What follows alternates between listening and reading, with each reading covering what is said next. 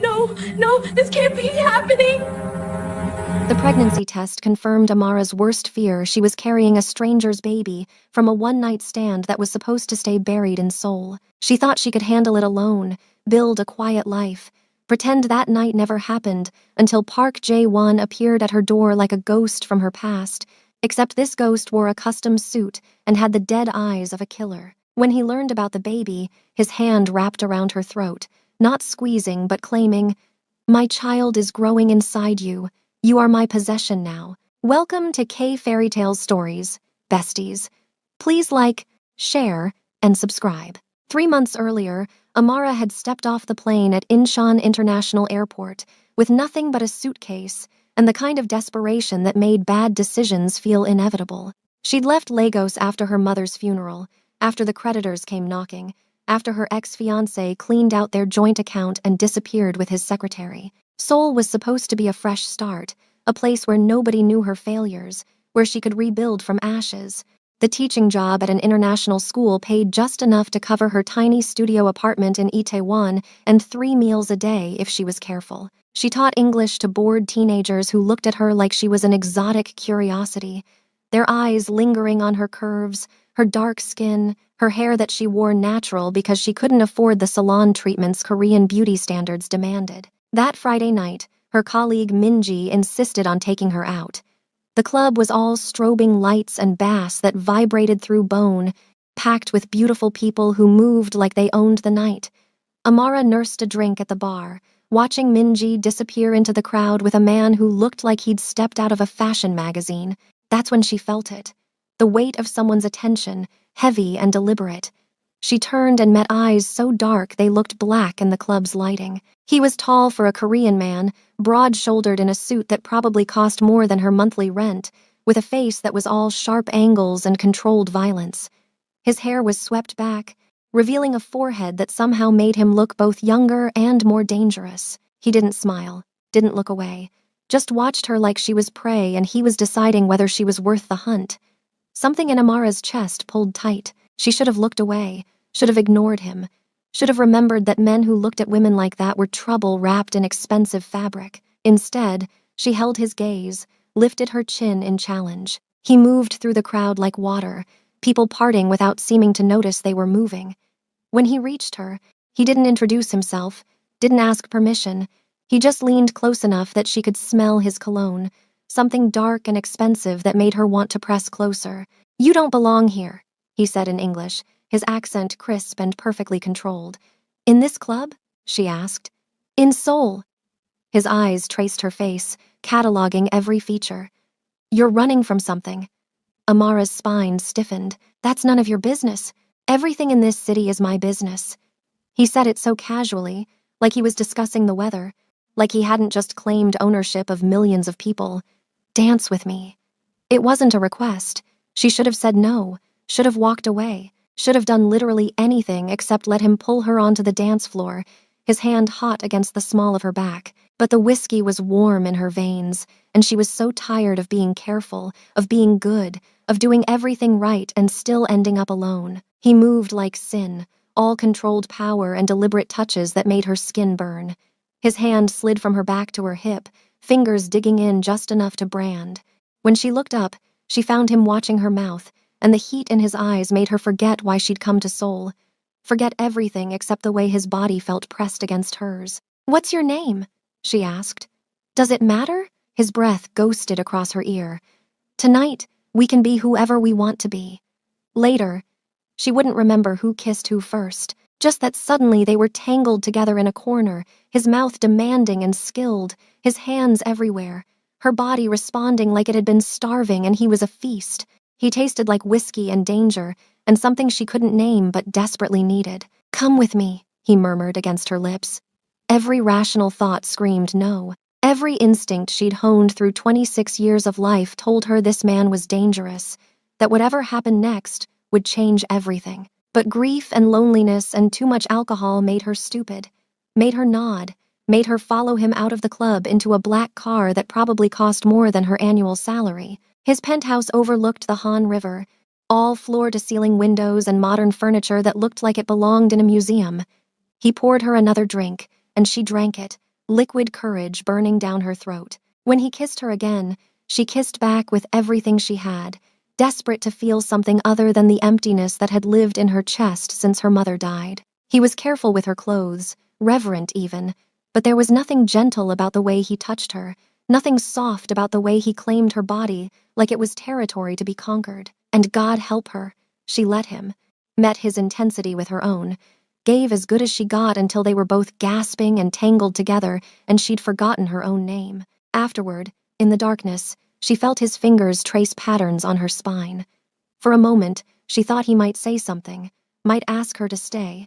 Instead, he just pulled her closer, and she fell asleep listening to his heartbeat, steady and sure against her cheek. When she woke, he was gone.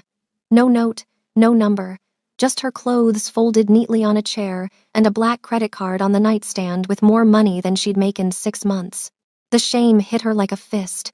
She'd slept with a stranger, taken his money like she was something to be paid for, and she didn't even know his name. She left the card, dressed quickly, and slipped out of the penthouse like a thief. She spent the next 3 weeks trying to forget, burying herself in work, in lesson plans, in anything that kept her mind from drifting back to dark eyes and skilled hands, and the way he'd looked at her like she was something precious and profane all at once. Then her period didn't come. The first test was positive, so was the second, and the third. She sat on her bathroom floor and cried, not because she didn't want the baby, but because she had no idea how to find the father. And even if she did, what would she say? That she'd been irresponsible enough to sleep with a stranger without protection? That she'd been desperate enough to accept his money like payment? She'd figure it out. She always did. She'd raise this baby alone, love it enough for 2 parents, build a life from nothing the way her mother had. She didn't need him, didn't need anyone. 2 weeks later, he was standing at her apartment door. Amara froze, her hand on the doorknob, staring at Park Jae-won like he was a hallucination. He looked exactly as she remembered, all sharp edges and controlled violence in another expensive suit, except now his eyes were cold, calculating, completely void of the heat she'd seen that night. "How did you find me?" Her voice came out smaller than she'd intended. "I own half of Seoul," he said, like that explained everything. "Did you really think I wouldn't know where you went?" He pushed past her into the apartment, and she was too shocked to stop him. He looked around, taking in the cramped space, the second-hand furniture, the stack of English textbooks on her coffee table. Something flickered across his face, too fast to name. "Why are you here?" she demanded, finding her voice. He turned to her, and the weight of his attention made her want to step back. "You left something at my apartment." Amara's heart stuttered. "The money? I didn't want it. I'm not the money." He moved closer, and she held her ground even though every instinct told her to run. "You left a bracelet, small, silver, with a charm that says strength." Her hand flew to her bare wrist. Her mother's bracelet, the only thing she had left. She'd been so desperate to leave that morning, she hadn't even noticed. "I'll get it back to you," he continued, his voice flat. "But I wanted to see you again." The honesty in that statement caught her off guard. "Why?" "Because I haven't been able to stop thinking about you." He said it like a confession, like an accusation. "Because every woman I've looked at since that night has been wrong, has been not you." Amara's breath caught. "That was just one night. We don't know each other. I know how you taste." His eyes darkened. "I know the sounds you make when you're close. I know you cry after orgasm, and I know you left before I could ask you to stay." Heat flooded her face. That wasn't supposed to mean anything. It meant everything. He was close enough now that she could smell his cologne, could feel the heat radiating off him. "Tell me you haven't thought about it. Tell me you haven't relived that night 1,000 times. She had. God, she had, even though she'd hated herself for it. "It doesn't matter. That was a mistake." "Then why are you pregnant?" The world tilted, all the blood drained from her face. Her hand instinctively went to her stomach, still flat, still hiding the secret she'd barely begun to process.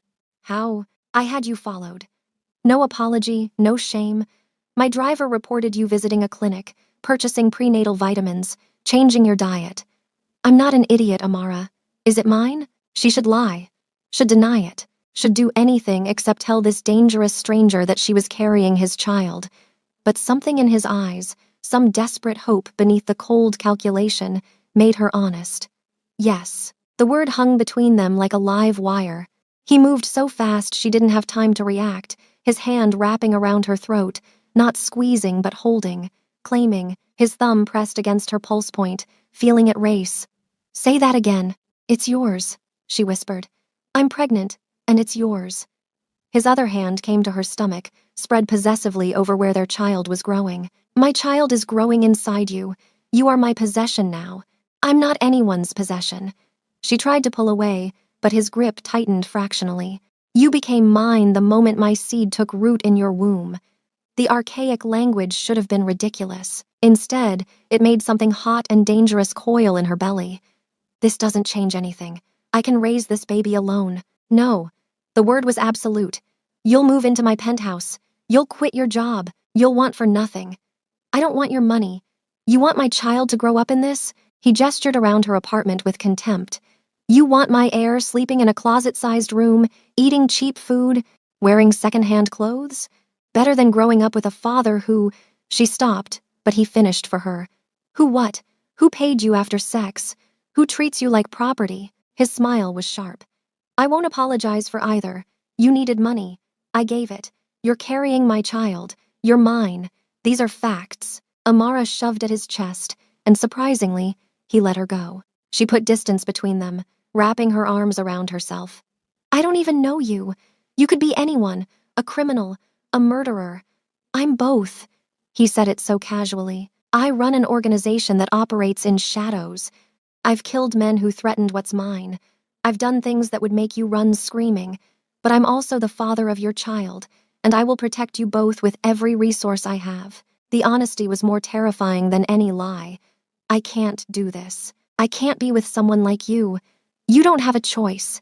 He pulled out his phone, showed her a photo that made her blood turn to ice. It was her, leaving the clinic, but in the background, she could see a man watching her, his face half hidden but his intent clear.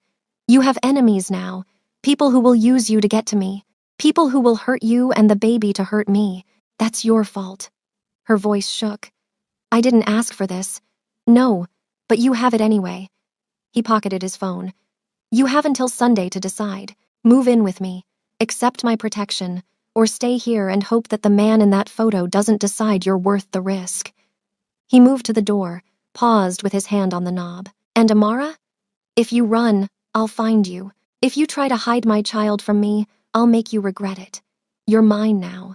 The sooner you accept that, the easier this will be." Then he was gone, and Amara sank to the floor, her hand pressed to her stomach, feeling the weight of the impossible choice he'd just given her. She'd come to Seoul to escape. Instead, she'd run straight into a trap, dressed in Armani suits and dark promises. That night, she couldn't sleep. Every sound made her jump. Every shadow looked like danger. She thought about the man in the photo, wondered who he was, what he wanted. She thought about Park Jae-won, about the way he'd touched her that night like she was sacred, about the way he'd looked at her today like she was his to command. By morning, she'd made her decision. Not because she wanted to, but because she couldn't risk her baby. She packed a single bag, left the key with her landlord, and took a taxi to the address he'd texted her at dawn, like he'd known she would break. The penthouse looked different in daylight, less seductive, more like what it was, a fortress. He was waiting when she arrived, dressed in casual clothes that somehow made him look more dangerous, not less. "Smart choice," he said. "I didn't have a choice."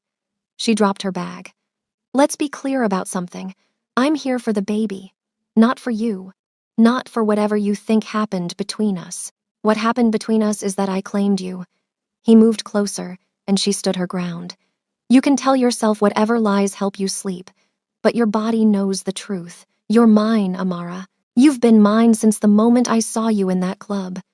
His hand came up to cup her face, and she hated how her body leaned into the touch. "And soon, you'll stop lying to yourself about it." He showed her to a bedroom that was bigger than her entire apartment, with a closet already full of clothes in her size, a bathroom with a tub that could fit 3 people.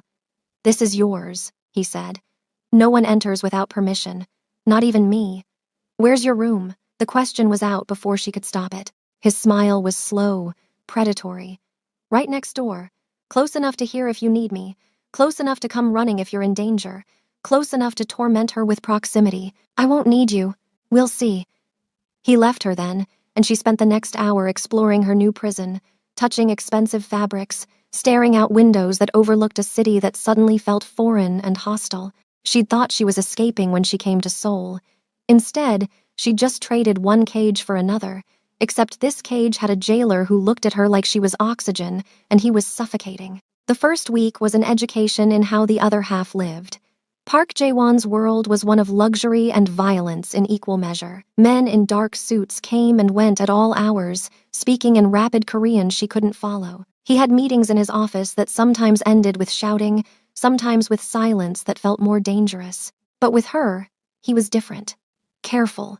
He made sure she ate 3 meals a day, hired a personal chef who could cook both Korean and Nigerian food. He brought her prenatal vitamins every morning, watched her take them like he didn't trust her to remember. He had a doctor come to the penthouse, a woman who examined her gently and confirmed the baby was healthy, growing right on schedule. "You're 8 weeks along, doctor," Kim said in perfect English. "Everything looks good, but you need to reduce stress." Park Jae-won had been in the room for the examination, standing in the corner like a sentinel. Now he moved forward. "What kind of stress?" "Any kind. Emotional, physical. She needs calm, peace, security." "Doctor." Kim looked between them, and Amara could see her putting pieces together. The father should be supportive, present, gentle. "I'm all of those things," he said, and Amara almost laughed because he was none of them. But after the doctor left, he surprised her. He cleared his schedule for the week, stayed in the penthouse, just existing in the same space as her. He didn't push, didn't demand, just made sure she was comfortable, that she had everything she needed. It was more unnerving than his earlier possessiveness. One evening, she found him in the living room, staring out at the city. Without thinking, she sat beside him. "Why are you doing this?" "Doing what?" "Being kind. You don't strike me as a kind man." He turned to look at her, and something raw flickered across his face. "I'm not. Ask anyone in Seoul, and they'll tell you I'm ruthless, cold, unforgiving. But with you?" He reached out, traced her jawline with one finger. "With you, I want to be different." "Why?" Her voice was barely a whisper. "Because you're carrying my child. Because when I look at you, I don't see someone to use or manipulate or destroy. I see someone I want to protect." His hand dropped. "Because for the first time in my life, I care if someone thinks I'm a monster." The honesty stole her breath. "I do think you're a monster." "I know." He smiled, sad and beautiful. "But maybe you can teach me to be a man instead." That night, she dreamed of him. Not the dangerous stranger from the club, but the man who brought her vitamins, who listened to her talk about her mother, who looked at her stomach like it held his entire world. She woke confused and aching, her body remembering things her mind wanted to forget. The second week brought complications. Amara was in the kitchen making tea when she heard voices, loud and angry, coming from Jae-won's office. She knew she shouldn't eavesdrop, but curiosity won. She crept closer, pressed against the wall. "You're compromised." An older man's voice, harsh with disapproval. "This woman, this baby, they make you weak. They make me stronger." Jae-won's voice was steel. "I have something to protect now, something worth fighting for. You have an organization to protect. Hundreds of men depending on you, and you're risking everything for a woman you barely know. She's carrying my heir. Then take the child when it's born, pay her off. Send her back to whatever country she crawled from." The contempt in those words made Amara's hands clench. "But don't marry her. Don't let her destroy everything you've built. I'll marry her whenever I please." Jae-won's voice dropped. "Dangerous. And if you question my decisions again, you'll find yourself replaced." "She stays. The baby stays. This is not negotiable." Silence. Then footsteps. Amara barely made it back to the kitchen before the older man stormed through, his face twisted with rage. He saw her, looked her up and down with naked disgust, and spat something in Korean before leaving. Jae-won appeared moments later. "How much did you hear?" "Enough." She turned to face him. "Your people hate me. My people fear change. They'll adapt." He moved closer. "And I meant what I said. You're not going anywhere. You talked about marriage like it's inevitable." "It is." He said it so simply. "I'm not marrying you for politics or alliance or business. I'm marrying you because you're mine, and I take care of what's mine. That's not love. No. His hand came to rest on her stomach, but it's something, and maybe, given time, it could become more.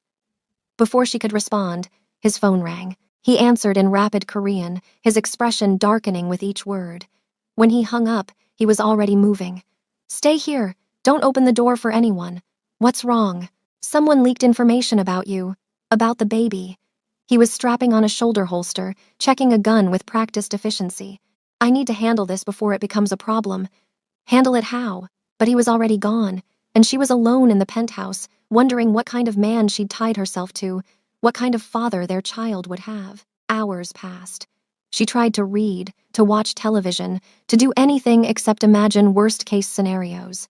When she finally heard the door open, she rushed to the entrance, then stopped dead. Jaewon's suit was splattered with blood. His knuckles were split and bleeding, but his face was calm, almost serene. Is that your blood? She asked. Some of it. He moved past her toward the bathroom. The leak has been handled. Handled meaning what? She followed him, watched as he began to strip off his ruined clothes. Meaning the man who sold information about you will never speak again. You killed him. Yes.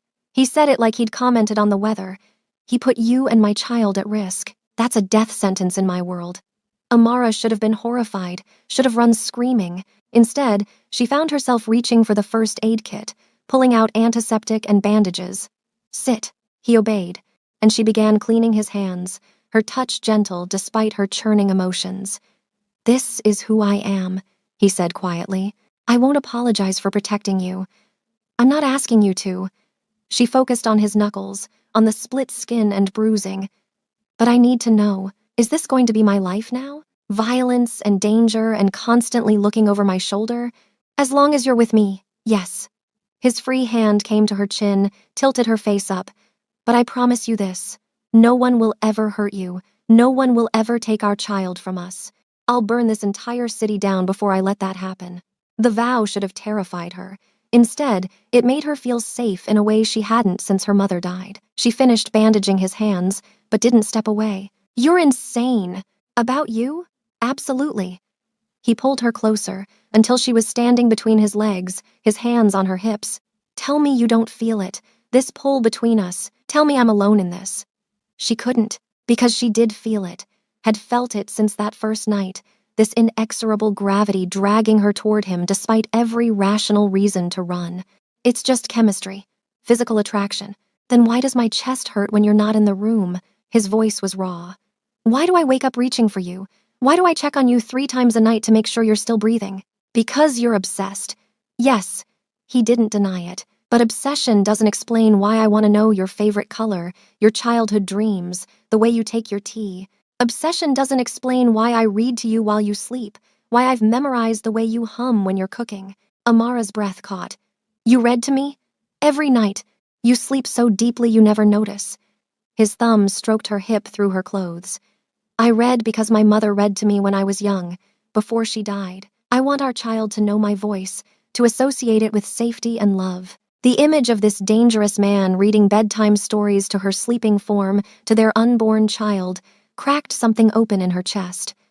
What do you read? Korean folktales, stories about tigers and rabbits and clever girls who save kingdoms.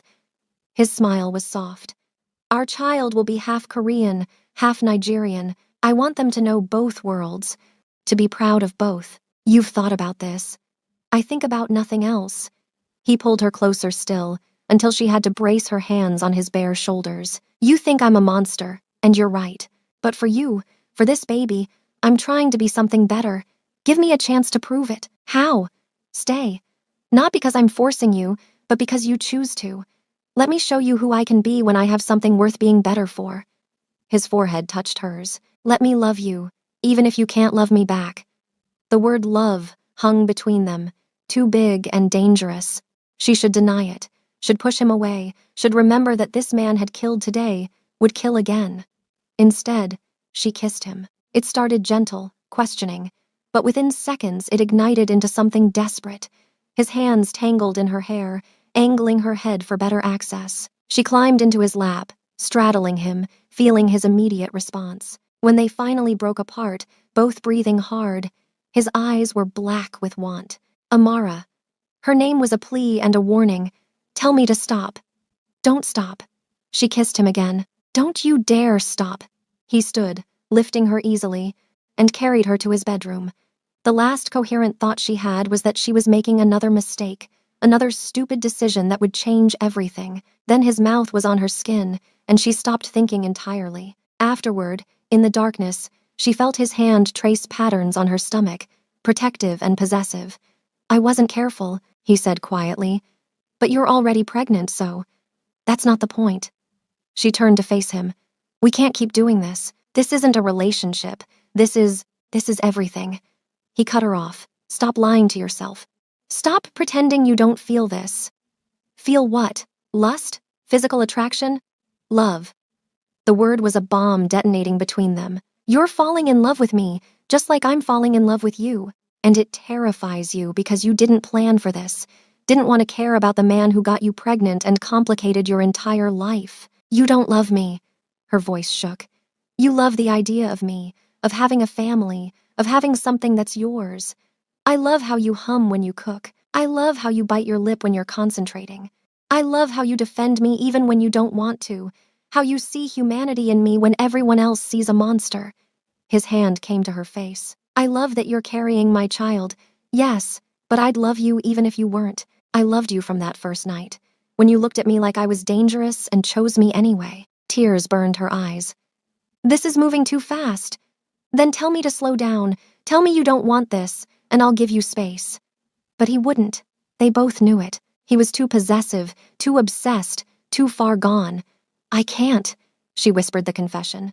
I can't tell you to stop because I don't want you to. God help me, I don't want you to. He kissed her then, soft and sweet, and nothing like the desperate passion from earlier. When he pulled back, his eyes were suspiciously bright. Then stop fighting this. Stop fighting us. What if it falls apart? What if you wake up one day and realize I'm not worth the trouble? Impossible. He pulled her against his chest, wrapped around her like a shield. You're the most valuable thing I've ever had, more precious than my empire, my money, my life. If it falls apart, it won't be because I stopped wanting you. It'll be because you finally saw sense and ran. She fell asleep listening to his heartbeat, feeling safe for the first time since her mother died, and terrified by how much she'd come to depend on this dangerous man in such a short time. The next morning brought a new complication. Amara woke to find Jaewon gone, but a note on the pillow beside her. Emergency meeting. Stay inside. Security has been tripled. I'll be back before lunch. Jay. She showered, dressed in the expensive clothes he'd provided, and wandered the penthouse. In the daylight, she could appreciate the beauty of it, the careful curation of art and furniture, the way every detail was perfect. It felt like a museum, beautiful but cold, except for his bedroom, which still smelled like him, like them. She was making breakfast when she heard voices at the door, security talking to someone, their tones sharp and warning. Then a woman's voice, crisp and commanding, speaking rapid Korean. Moments later, an elegant older woman swept into the penthouse like she owned it. So you're the one. The woman switched to perfect English, her eyes raking over Amara with surgical precision. The one who thinks she can trap my son with a pregnancy. Amara's hand instinctively went to her stomach. I didn't trap anyone. Of course you did. The woman moved closer, circling like a predator. You saw a wealthy man, spread your legs, and now you think you've secured your future. How much will it take for you to disappear? Name your price. I'm not leaving. Amara's voice was stronger than she felt. And I'm not taking your money. Everyone has a price. The woman pulled out a check, already written for an obscene amount. This is enough to set you up for life. Take it. Disappear. Leave my son alone. No. Amara didn't even look at the check. I'm carrying his child. Your grandchild. And he wants me here. He thinks he wants you. The woman's smile was sharp. But my son is a man of duty, of honor. Once the novelty wears off, once you're no longer shiny and new, he'll resent you, resent the obligation. You'll be trapped in a marriage with a man who stays out of duty, not love. Is that what you want for yourself? For your child? The words burrowed under Amara's skin because they voiced every fear she'd been trying to ignore. What if Jaewon's obsession faded? What if she became a burden instead of a treasure? Get out. She forced strength into her voice. This is his home, not yours. You have no right to be here. I have every right. I'm his mother, and I'm the mother of his child.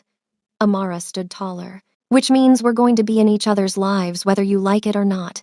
So you can accept that and try to be civil, or you can leave and he'll never forgive you. Your choice. The standoff lasted 3 seconds that felt like hours. Then the door opened and Jaewon stormed in, his face a mask of controlled fury. Mother, leave. Now. His mother's expression didn't change. I was just getting to know your friend. She's not my friend. She's my fiancé. And if you ever speak to her like that again, if you ever come here uninvited again, I will cut you off completely. Do you understand me? You don't mean that. Test me. His voice dropped to something dangerous. I've killed men for less. Don't think blood will protect you if you threaten what's mine. His mother looked between them, seemed to realize he was serious, and swept out without another word. The second the door closed, Jaewon turned to Amara. Are you all right? Did she hurt you? I'm fine, but her hands were shaking. She said I trapped you, that once the novelty wears off, you'll resent me.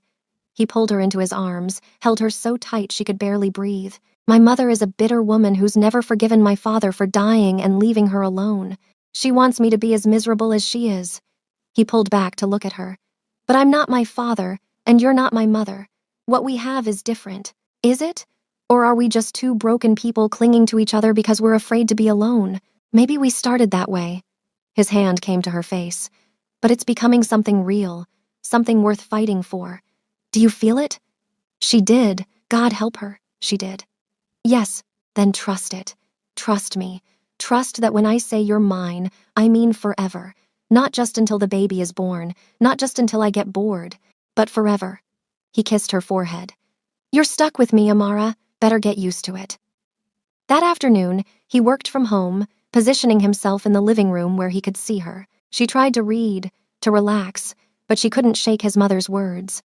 What if she was right? What if this was all just temporary? By evening, she couldn't take it anymore. Are you going to marry me? Actually marry me, or are you just saying that to keep me compliant? He looked up from his laptop, his eyes sharp. I'm going to marry you. When? Whenever you say yes. He closed the laptop, gave her his full attention. I've had the papers drawn up for weeks. The moment you agree, we can be married within hours. Why haven't you asked properly? Because I wanted you to come to me, to choose this without pressure, without fear.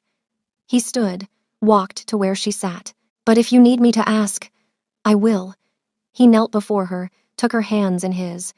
Amara, will you marry me? Will you let me spend the rest of my life proving that you're more important than my empire, more valuable than anything I've ever built?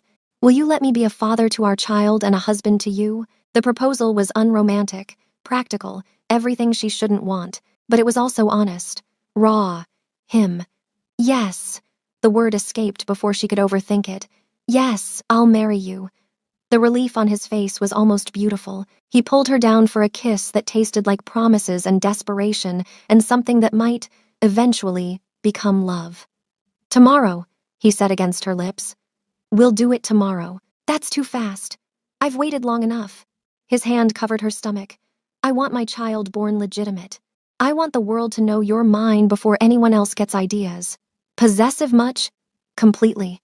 He didn't apologize. You have no idea the things I want to do to anyone who looks at you wrong.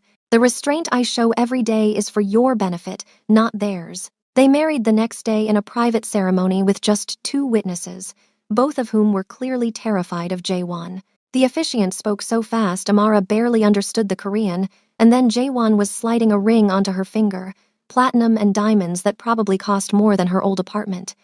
When he kissed her, it felt like a brand, like he was marking her as his in front of witnesses, making it official and permanent and irrevocable. You're mine now, he murmured against her lips.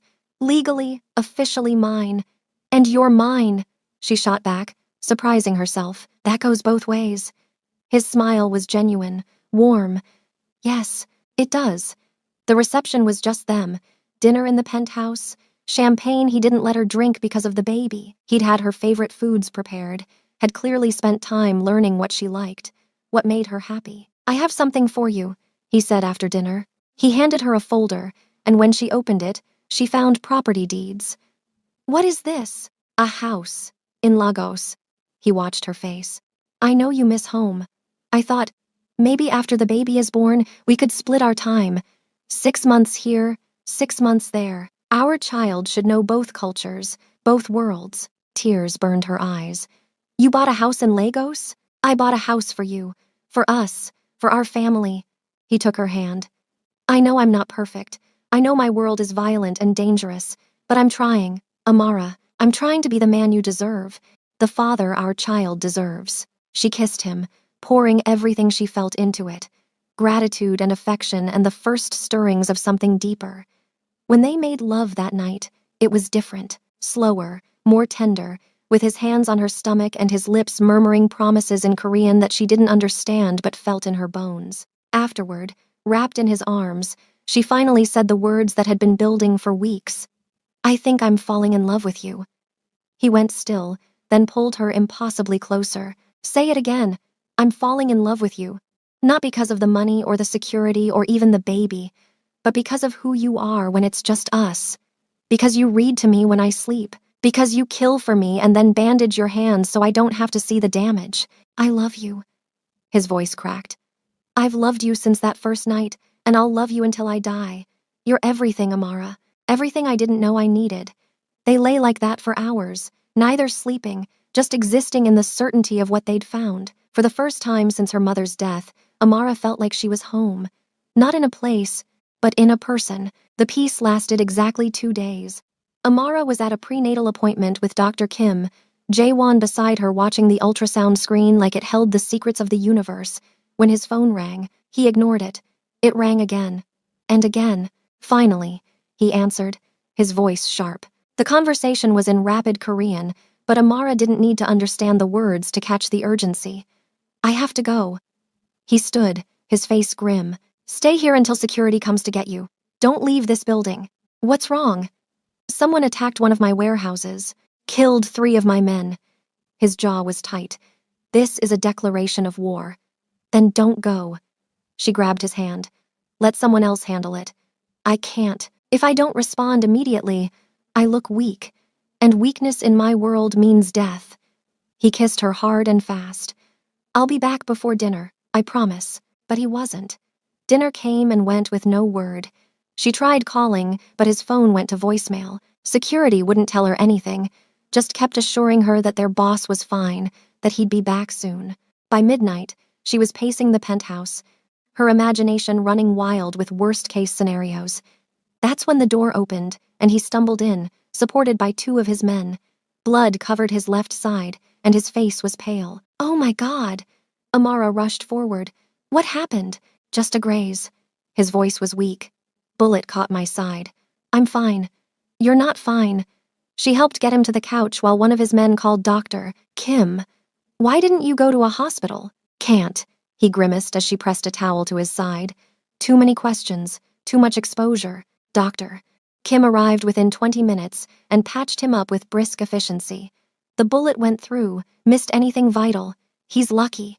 She looked at Amara. But he needs rest, no stress, and someone to watch for infection. After the doctor left, Amara helped him to bed, her hands gentle despite her racing heart. You promised you'd be back for dinner. I'm sorry. He caught her hand. The situation was worse than I thought. Our rivals are making a move, trying to take territory while they think I'm distracted with you and the baby. Then give it to them. The words burst out. Give them whatever they want. Just stop putting yourself in danger. I can't do that. His voice was firm despite the pain. If I show weakness now, they'll come after everything I have, including you. I don't care about the empire. She was crying now. I care about you, about our baby having a father. What good is all this power if you're dead? I'm not going to die. He pulled her down beside him. But I need you to understand something. This is who I am. This is the world I live in. Violence is the language we speak. If I stop now, if I back down, we'll never be safe. She hated that he was right, hated that the man she loved was also a man who killed and fought and bled for power. I can't lose you. The admission was quiet. I just found you. I can't lose you. You won't. He kissed her forehead. I promise, you won't. But promises were fragile things in a world made of violence. The next morning, she woke to find him gone.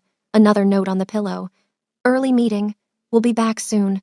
But soon became hours, and hours became afternoon. She was in the kitchen making lunch when she heard shouting from the entrance, then a gunshot that made her heart stop.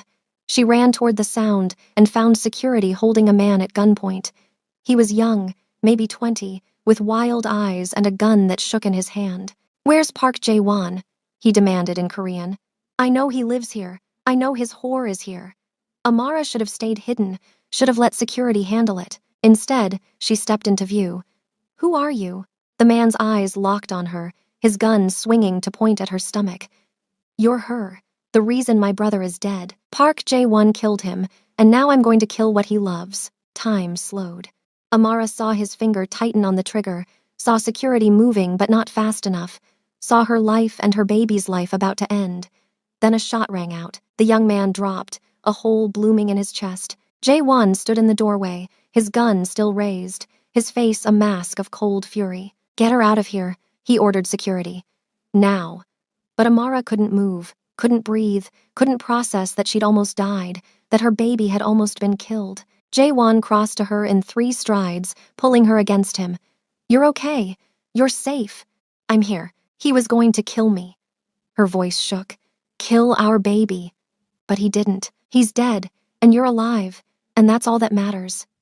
He held her so tight she could barely breathe. "I'm sorry. I'm so sorry. I should have been here. Should have protected you better. This isn't your fault." But even as she said it, she wondered, how many more attempts would there be? How many more times would someone try to hurt her to get to him? That night, she couldn't sleep. Every noise made her jump. Every shadow looked like a threat. Jae-won held her through it, murmuring reassurances, but she could feel his tension, knew he was struggling with his own demons. "We can't keep living like this," she said finally. "I can't raise our child in a war zone." "I know." His voice was hoarse. "I'm going to end this. Whatever it takes, I'm going to end this war and make sure you're safe." "How?" "By doing what I should have done from the start.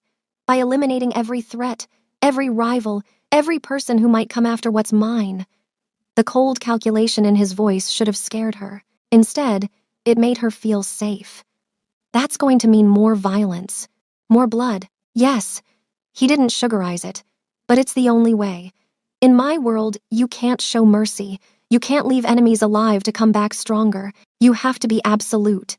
She turned to look at him, saw the man she loved and the monster he could become, and realized they were the same person. "Then do it. Whatever you have to do it, because I won't raise our child in fear." "I love you." He kissed her, fierce and desperate. "I love you so much it terrifies me.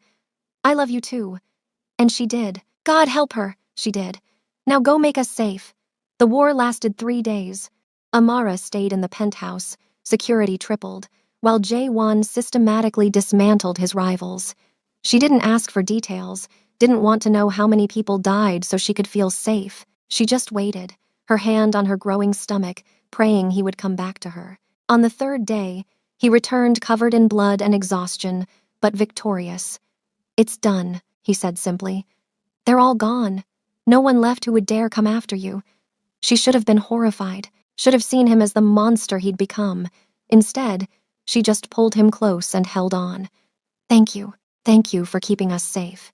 They showered together, washing away the blood and violence, and then he made love to her with a tenderness that felt like apology and worship combined. Afterward, with his hand on her stomach and their child kicking beneath his palm, he made her a promise. "Never again. No more violence. I'm going legitimate, leaving the organization in someone else's hands. Our child will grow up knowing their father as a businessman, not a criminal. You don't have to do that." "Yes, I do." He kissed her stomach.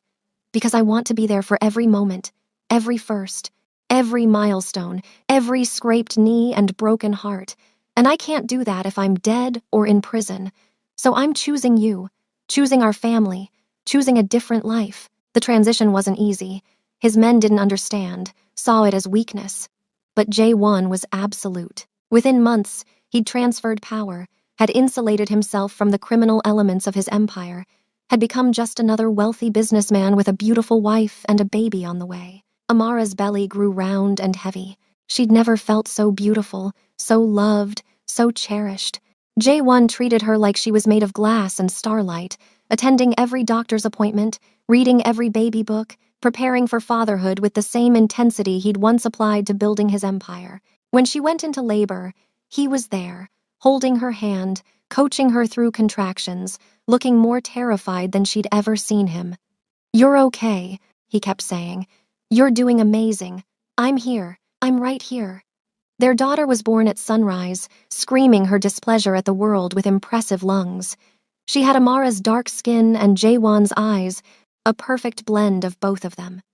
When the nurse placed her in Amara's arms, she burst into tears, overwhelmed by love and relief and joy. "She's perfect," Jaewon whispered, his own eyes wet. "You're both perfect." He kissed Amara's forehead. Thank you for giving me this, for giving me her, for giving me a reason to be better." "What should we call her?" Amara asked. "Hope." The name came out without thought. "Because that's what she is. Our hope for a better future. Hope Park." Jaewon tested the name, smiled. "I like it." He gently touched his daughter's tiny hand, and she immediately gripped his finger with surprising strength. "She's strong, like her mother." They stayed like that for hours, just the three of them, a family forged from violence and desperation and unexpected love. And in that hospital room, with their daughter between them, Amara finally felt like she'd found what she'd been searching for when she came to Seoul. Not escape, but home. Not safety, but belonging. Not just survival, but a reason to live. "I love you," she told Jaewon. "I know that makes me insane, that I should have run the moment you showed up at my door. But I'm glad I didn't. I'm glad I stayed. I'm glad you stayed too." He kissed her softly. "Because you saved me, Amara. You and Hope, you saved me from becoming the monster everyone thought I was." "You were never a monster." She touched his face. "Just a man trying to protect what he loved." 6 months later, they stood in their Lagos home, the one he'd bought as a promise, watching Hope take her first wobbly steps across the hardwood floor. Jaewon had kept his word about splitting their time, about making sure their daughter knew both cultures. He'd learned to cook jollof rice, had started learning Yoruba, had embraced Amara's heritage as part of Hope's story. "She's walking," Amara said, tears streaming down her face as their daughter took 3 steps before falling on her diaper-padded bottom. "Our baby is walking. She's going to be running before we know it." Jaewon scooped Hope up, lifted her high above his head, making her shriek with laughter, and giving us gray hair with worry. Speaking of worry, Amara had been holding on to this news for a week, waiting for the right moment. "I have something to tell you." He looked at her, his expression shifting to concern. "What's wrong?"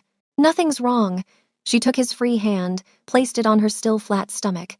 "But you might want to start preparing yourself for round 2. It took him 3 seconds to understand. Then his face transformed, joy and shock and something like awe. "You're pregnant? Again? Again?" She laughed at his expression.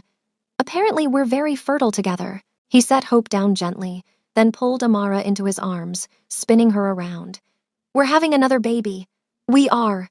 She was laughing and crying at the same time. "Are you happy? Happy?" He set her down, cupped her face. "Amara, you've given me everything. A daughter, a family, a reason to wake up every morning and try to be better. Now another child?" He kissed her deeply. "I'm the luckiest man alive." That night, after Hope was asleep in her crib and they lay tangled together in bed, Jaewon ran his hand over her stomach. "Boy or girl, what do you hope for? Healthy, that's all that matters." She covered his hand with hers. "But maybe a boy this time. So Hope has a little brother to boss around. A son." The word came out reverent. "I'd like that. Teach him to be gentle, to respect women, to be nothing like the man I was before I met you.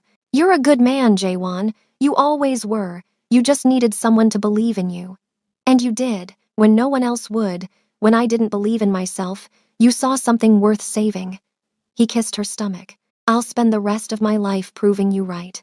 As Amara drifted off to sleep, wrapped in her husband's arms with their daughter breathing softly in the next room and new life growing inside her, she thought about that night in the club. About dark eyes and bad decisions and one-night stands that were supposed to stay buried. She'd been looking for escape when she met Park Jae-won. Instead, she'd found salvation. Not in the form she expected, not gentle or easy, but real and fierce and absolutely hers. Their love story wasn't conventional. It was born from violence and possession and circumstances that should have destroyed them. But they'd taken those broken pieces and built something beautiful. A family, a future, a love that had survived the worst and come out stronger. And really, wasn't that the most romantic story of all? Here's the closing outro to add after the final paragraph. If you loved Amara and Park Jae-won's story of unexpected love born from one dangerous night, don't forget to hit that like button and subscribe to K Fairy Tales Stories for more emotional, intense, and unforgettable Afro-Korean romance tales. Drop a comment below telling us what you thought. Would you have stayed with Jae-won after learning the truth? What would you name their second baby? Share this video with someone who loves dark romance with happy endings, and turn on notifications so you never miss our next story. Until next time, besties, remember that sometimes the most beautiful love stories are born from the most unexpected beginnings. Thank you for watching, and we'll see you in the next one.